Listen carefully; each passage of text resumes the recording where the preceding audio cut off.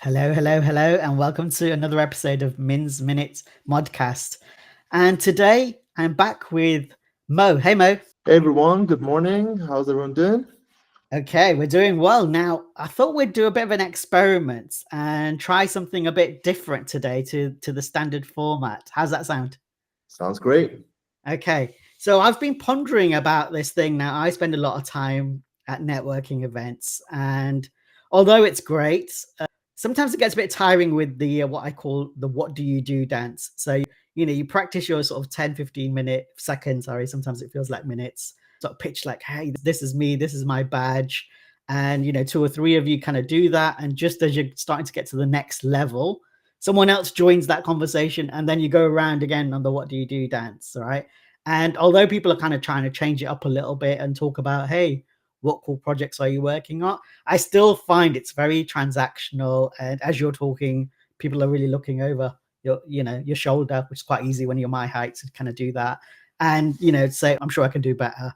And you don't really build that relationship. And I was thinking also, in team meetings and things, sometimes the best part is before the formal meeting starts and we're just chewing the fat and talking about, hey, I've been watching this thing, like binge watching this thing, like I have been doing. We'll come on to that on Netflix, or talking about something cool that's current and to do with tech, which we both love, etc. So, I thought let's kind of bring that on LinkedIn style. Let's just get to know someone. Let's kind of get behind the badge, etc. So I thought we'd experiment with a modcast in doing that. So yeah, I'd love your thoughts on what you think about the older networking and how you think that should improve first. Yeah, networking is one of those. If you're introvert, you're extrovert, it depends on you as a person. Sometimes it's harder, sometimes it's easier. But I agree with you 100%. First thing first, you go and talk with someone. If you're joining a company or just going to a networking event, first thing they say, well, I'm an agile coach or I'm a developer or something like that. But in reality, the key thing is your work is actually not you, is it? Like you have your own persona that you have day to day that usually you don't show in your workplace, or you have a filter, right? And if you really want to like share and explain who you are, I usually do some kind of icebreaker in my teams that I join in. We say, okay, like give me a two truths and one lie type of icebreaker, so that people get to know something at least about the other person that they wouldn't have known in a normal discussion, work discussion, let's say. Nice. So 100%, I think we need to focus on, no, your role is not you. Yes, that's what you do, but Yeah. what are you passionate about? What do you do day to day? What do you do outside of work, right? And that's how you can truly become more vulnerable a little bit, connect as humans. Yeah, I totally agree. I know so many people that say, yeah, I need to do more networking, but I absolutely hate it. And I kind of understand where where they're coming from. So let's kick this off. I mean, we're both super passionate about, technology and AI. What a time to be alive. You'll have seen, I'm sure, the recent news with, what did you think about that announcement? I don't know. Part of me feels a bit scared because as we know and we look at what they're doing with AI, it's not a guided thing. So, and that's one of the biggest things, right? Yeah. Are we doing this in a guided way, releasing new tech into the Yeah. world with AI? We Yeah. might want to And give. by the way, we're canceling that program around ethics and risk and stuff that can go in the bin, right? So off we Exa- go. Yeah, they've obviously exactly. seen that Terminator movie, right? Yeah, exactly. So it's a little bit worrying from that perspective, but I do see that it's something that is going to happen anyway. It's like when internet came out, right? It happened naturally, right? And AI side of things, getting it more, maybe creating a conscious AI down the line in years to come, that's going to happen if we want it or not. We just as people in the industry need to support a little bit more on making sure it doesn't go in the wrong way, right? For sure. But it is worrying from one side, though. We do have some specific companies controlling the market. So that's another thing that people need to think about. Is there a barrier to entry for new startups, new companies going to be harder because of that? How do we enable others to do that as well? So that's something I think the big companies need to think about.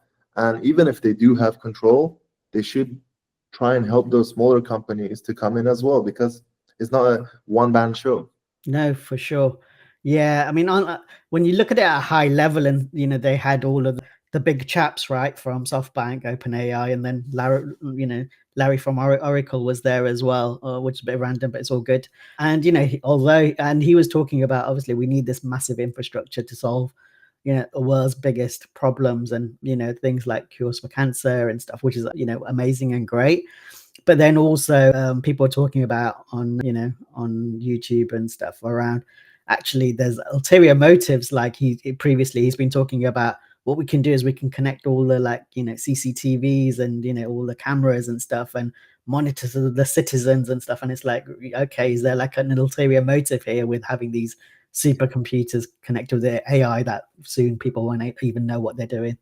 That's very true. It's Terminator happening. I don't know, Yeah, like a yeah, Terminator movie type of thing. I yeah, hope not, yeah, but it's still progression. yeah, of As course. humans, we look for progression, we look for growth, Yeah, and it's a good thing, but it just needs to be a little bit guided and not controlled, but just guided, I would say.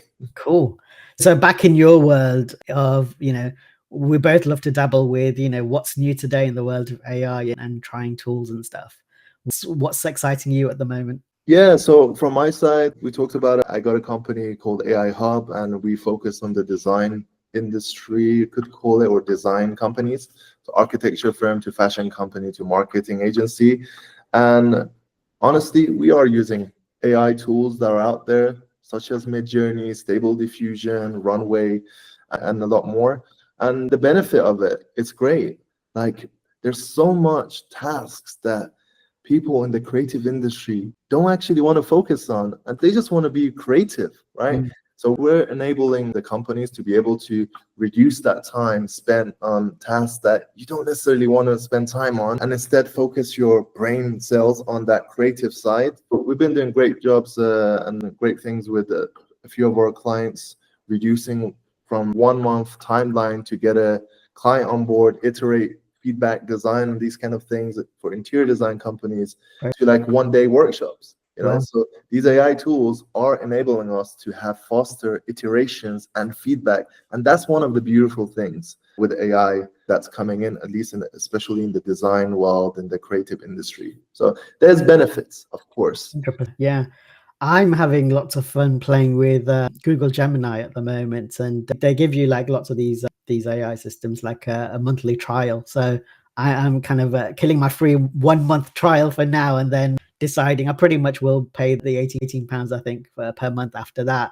But they have this one that allows you to do deep research, Mm. and in essence, what you can do is it basically does like detailed homework for you, goes out. So you ask it a questions, hey, I'm interested in this topic, and in the studio we have different areas we're interested in, and we have ideas that we're kind of cooking at the moment.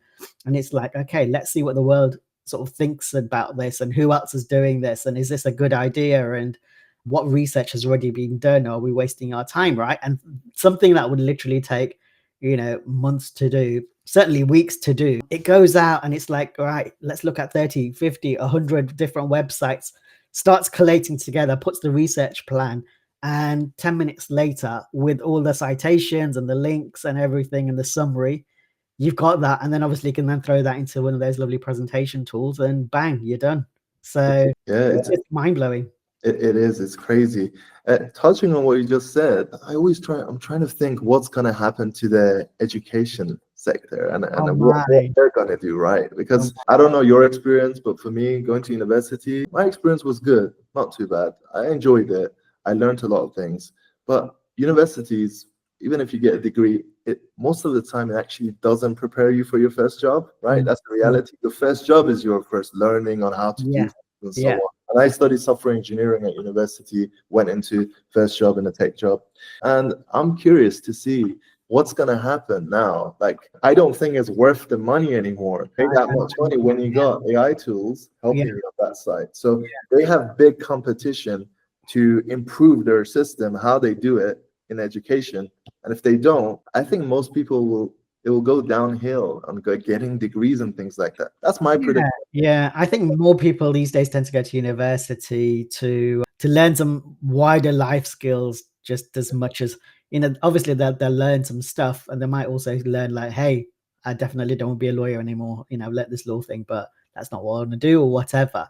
So it might help them with that. But I totally agree. I mean, I used to do a lot of recruitment in the different roles I had previously. And for me, it was very much like, okay, that's all cool. Yep, you're doing this degree, but there's a million other people who are doing that as well.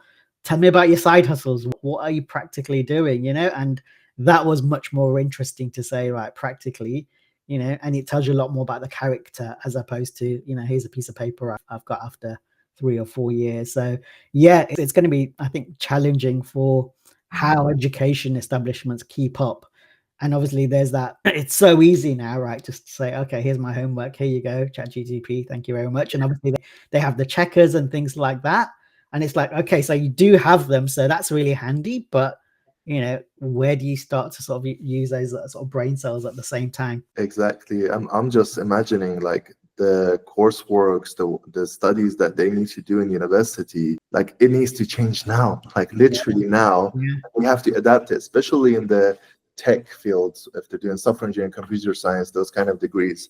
If they don't do it, like again, like if it was me going to university right now with what's out there, I'm not sure if I would see much value in it anymore. Yeah. Right? Yeah, let's see what folks are listening to this, what views they have. So my last thing we'll end with is, so I do quite like the old entertainment and binge watching various things on Netflix and others as well. And over the holiday season, I got into this hospital drama US thing called The Resident. And my God, it is absolutely amazing. And there's 6 seasons. Each one has 25 to 30 episodes. I'm pleased to announce, Mo, that I've completed the whole set. It took me a little while, and now, so I'm basically, what I'm saying to you is, if you need like a little heart bypass or something, I'm your man. I pretty much can do all of those things now. I've watched all 6 seasons, so absolutely cool. If you're looking for your next thing to binge watch, I can kind of recommend The Resident. Let me know what anything catching your eye at the moment. Well, it's a controversial one. If you're into like more drama, those kind of shows, Dubai Bling could be one. Like there's a new season out. If some people like it, some people don't. So if you just want to watch it for entertainment, it's interesting to see how people live on the other side, I guess, who are a little bit more wealthy, let's say. But living in Dubai and seeing that lifestyle it's entertaining. It's quite popular, right? Yeah, it's quite popular. It's entertaining to see it. But yeah, this is like if you want to just you just want to switch off and just watch something. Yeah. If you want that, maybe it's a good one to show. One final one. I went to the cinema after ages, and we went to see Mufasa, the third Lion King, and absolutely brilliant storytelling. Rubbish songs, sadly, but yeah, worth going to have a look if you're looking to go to the cinemas. So those are the tips for today. It's been great having you again, Mo, on the Modcast. And people listening to this, love your feedback on this style of chit chat, learning more about the individuals and what's going on in the world. Tell us if you want more of this, or we stick to the regular Modcast format. Cheers, everyone. Thanks, Mo. See ya. Bye.